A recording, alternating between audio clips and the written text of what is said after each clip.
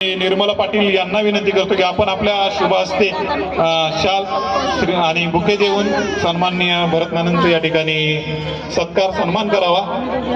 ज्योतिर्मय महोत्सव 2024 चा जोरदार टाळ्या आपण देऊया त्यांच्यासाठी।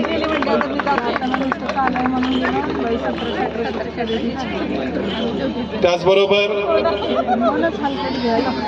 सौभाग्यवती रीना भंगे मॅडम यांना विनंती आहे की आपण या ठिकाणी उपस्थित असणारे आपले सर्वांचे काका पाटील साहेब यांचं या ठिकाणी स्वागत करावं। जिल्हा कार्यकारिणी महासंघाचे अध्यक्ष, त्याचबरोबर पतसंस्था फेडरेशनचे माजी अध्यक्ष, सातारा शहरातील आणि जिल्ह्यातील एक नामवंत व्यक्तिमत्व ज्यांना गाण्यांची आवड आपण आहे, बुके देऊन त्यांचं स्वागत करूया। जोरदार टाळ्या आपण या सर्व टीमसाठी देऊया।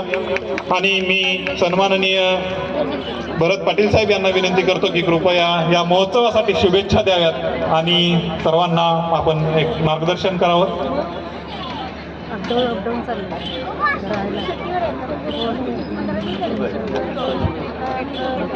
ज्योतिर्मय फाउंडेशनच्या वतीनं आयोजित केलेल्या या कार्यक्रमामध्ये उपस्थित खरं तर ताई आज नाही आहेत, परंतु त्यांच्या अनुपस्थितीमध्ये सुवर्णताईंचा कार्यक्रम होतोय।